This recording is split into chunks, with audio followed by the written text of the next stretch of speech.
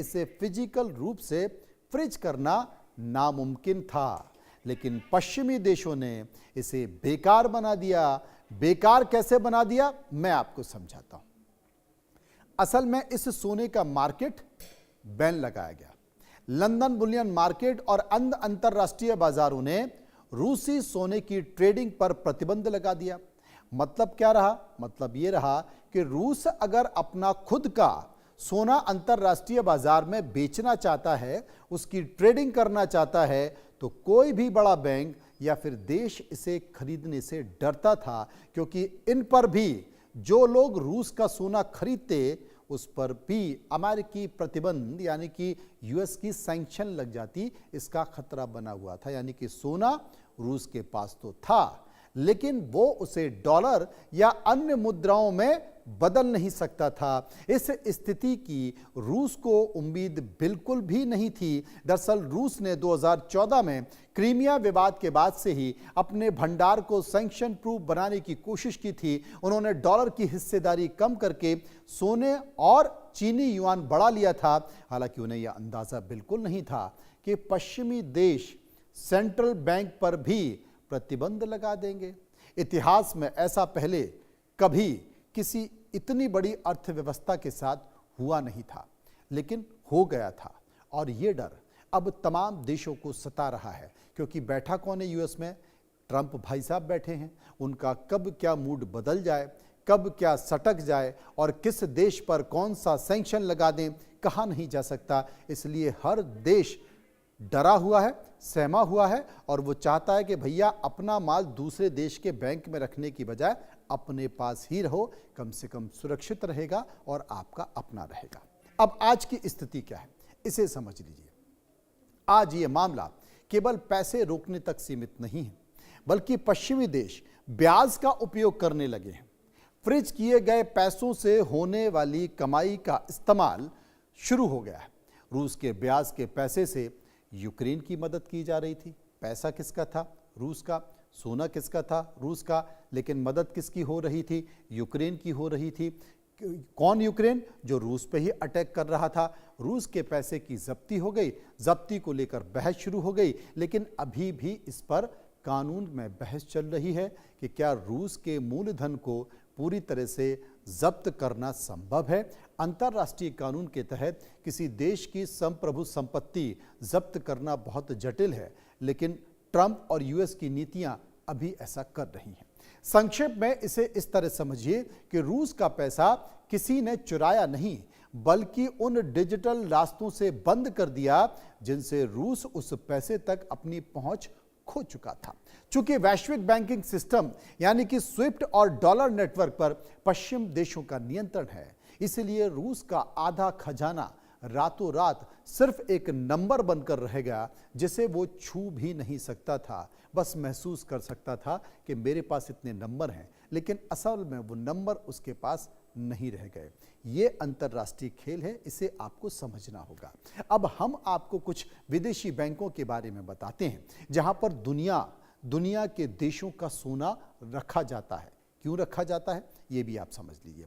विदेशों के जो प्रमुख बैंक हैं, जैसे कि लंदन में एक बैंक ऑफ इंग्लैंड है, यहां दुनिया के सबसे बड़े गोल्ड वॉल्ट्स हैं। अब उनमें से एक न्यूयॉर्क में federal reserve bank of New York है। यहाँ पर दर्जनों ऐसे देश हैं जो अपना सोना यहाँ पर सुरक्षित रखते हैं। पेरिस में बैंक डे फ्रांस है। स्विट्जरलैंड में स्विस नेशनल बैंक है। स्विट्जरलैंड में बैंक फॉर इंटरनेशनल सेटलमेंट भी है। इसे सेंट्रल बैंकों का बैंक कहा जाता है। ये तमाम ऐसे बैंक हैं जहां पर कई देश अपना बहुत बड़ा सोने का भंडार रखते हैं और वो सुरक्षित भी माना जाता है। असल में सोने की अहमियत को समझिए। दुनिया में लंबे समय से यूएस डॉलर का दबदबा रहा है। डॉलर सिस्टम पर अब भरोसा धीरे धीरे कम होने लगा है। डॉलर डिपेंडेंसी कम करने की कोशिश शुरू हो रही है। सोना फिर से अल्टीमेट सेफ एसेट बनकर उभर रहा है और कई सेंट्रल बैंक अब गोल्ड खरीद बढ़ा रहे हैं। भारत भी ऐसा कर रहा है। अपने ही देश में स्टोर कर रहे हैं तमाम देश, और जंग के समय असुरक्षा में सोने की खरीद बढ़ती है, इसलिए सोना महंगा होता जा रहा है। ये एक बड़ा कारण है। अब सोने की अहमियत को लेकर एक उदाहरण देता हूं आपको, आप उस स्थिति को समझिए। क्योंकि रिजर्व बैंक ऑफ इंडिया ने अभी हाल ही में वर्षों में गोल्ड होल्डिंग्स बढ़ा दी है।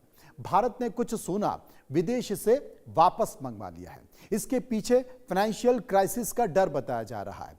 2008 की जब मंदी आई थी, उस हाल में बैंकिंग संकट जैसे यूएस और यूरोप में भी सोने की अहमियत को सिखाया।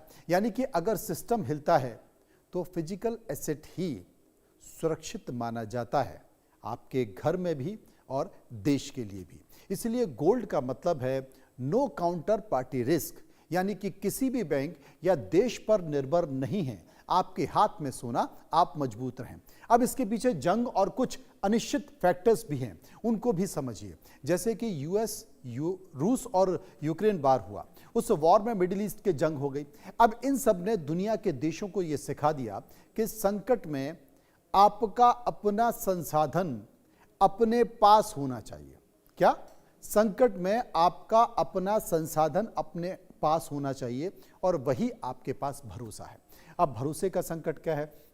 नए समय में भरोसे का संकट यह है कि इस ट्रेंड से बड़े बदलाव का इशारा हो रहा है। पहले मान्यता थी कि पश्चिमी बैंक सबसे सुरक्षित माने जाते हैं, अब भरोसा है, लेकिन इसकी जो जांच की गई, जांच की जरूरत पड़ गई। मतलब भरोसा कम करो, एसेट पर कंट्रोल ज्यादा करो।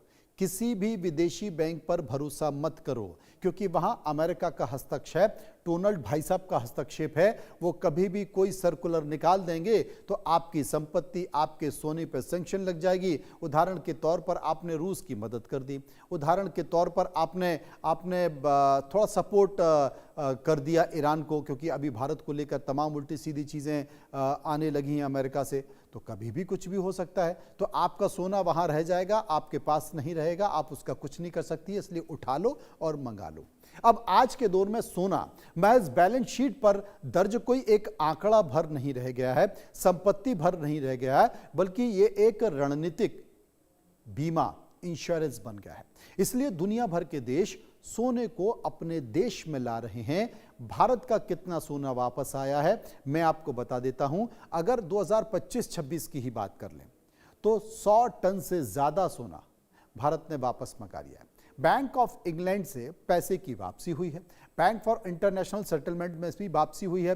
3 सालों में जो सोना है, सोने की वापसी की तैयारी की जा रही है। आरबीआई की सोना घर वापसी की जो रणनीति है, उस पर आरबीआई गंभीरता से काम कर रहा है। और आरबीआई चाहता है कि भाई जब बाजारों से और तमाम मार्केट से भारत के बैंक सोना खरीद रहे हैं, तो फिर हमारा जो विदेशों में पैसा पड़ा हुआ है, हम उसे वापस क्यों नहीं लाएं।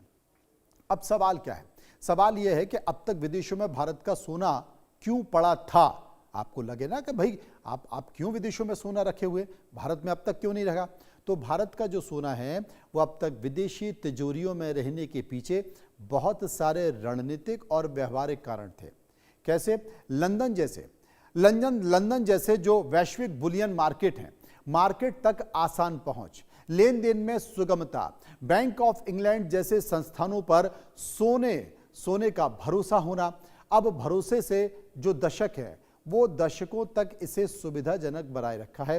हालांकि वर्तमान वैश्विक परिस्थितियों में वित्तीय संपत्तियों की सुरक्षा के लिए लगातार जोखिम बढ़ रहे हैं। पश्चिमी देशों के दूसरे देशों की जो विदेशी मुद्रा और सोने को फ्रीज लगातार करने की जो घटनाएं हैं, उन घटनाओं ने भारत को अपनी रणनीति बदलने पर मजबूर किया है। अब ये कदम अचानक क्यों लिया गया है? फैसला नहीं, अचानक लिया गया फैसला नहीं, बल्कि एक सोची समझी प्रक्रिया है जिसका उद्देश्य तरलता यानी कि लिक्विडिटी और राष्ट्रीय सुरक्षा के बीच संतुलन कैसे बनाया जाए, ये है। आरबीआई की जो विदेशी मुद्रा है, विदेशी मुद्रा के प्रबंधन पर छमाही रिपोर्ट आती है। अक्टूबर 2025 मार्च 2026 के अनुसार भारत के कुल 880.52 मैट्रिक टन सोने से लगभग 77% अब देश के भीतर ही जमा हो गया है। इसका मतलब है कि लगभग 680 टन सोना भारत के अंदर है, जबकि लगभग 197.67 टन सोना bank of England, bank for international settlement के पास अभी भी जमा है। इसके अलावा 2.8 टन सोना जमा किया गया है। इस बदलाव की गति इसकी जो बदलाव की गति है वो काफ़ी चौंकाने वाली है। महज 6 महीने में आरबीआई ने 104.23 टन सोना वापस मंगा लिया है, जिसमें विदेशों में रखे सोने की मात्रा में काफ़ी कमी आई है। मार्च 2023 में भारत का केवल 37% सोना ही देश के भीतर जमा था। उसके बाद से ये बदलाव लगातार जारी है। सोना वापस लाने का आरबीआई का ये कदम सोने को सुरक्षित रखने के लिए उठाया जा रहा है। सोने को वापस देश के वॉल्ट में लाकर आरबीआई बाहरी जोखिम, जिनमें प्रबंधन, वित्तीय रुकावटें और भू राजनीतिक तनाव भी शामिल है, इसके प्रति अपनी संवेदनशीलता को कम कर रहा है। आपको यह भी बता दें कि विदेशी तिजोरियों में सोना सिर्फ आरबीआई ही नहीं ला रहा है, लगातार ये इसके आगे बढ़ के भी काम किया जा रहा है। सरकार भी उस दिशा में काम कर रही है। असल में भारत ही नहीं बल्कि दुनिया के कई केंद्रीय बैंक ऐसा कर रहे हैं। कई देशों ने अपनी वित्तीय संप्रभुता को मजबूत करने और विदेशी कस्टोडियन पर अपनी निर्भरता को कम करने के लिए सोने को वापस अपने देश में लाना शुरू किया है। फ्रांस ने न्यूयॉर्क में रखा 129 टन सोना वापस ले लिया है। जर्मनी ने बहुत पहले यानी कि 2014 से लेकर 17 के बीच 300 टन सोना वापस मंगा लिया था, लेकिन अभी भी वहां पर बड़ा हिस्सा न्यूयॉर्क में रखा हुआ है। उधर पोलैंड खुलकर यह कह रहा है कि सोना देश में रखना राष्ट्रीय लचीलापन और राजनीतिक स्वायत्तता के लिए बहुत जरूरी है, लेकिन चेक गणराज्य अभी भी कॉस्ट सेविंग के लिए लंदन में बैंक ऑफ इंग्लैंड का उपयोग कर रहा है। ऐसे बहुत सारे देश हैं जो कर रहे हैं।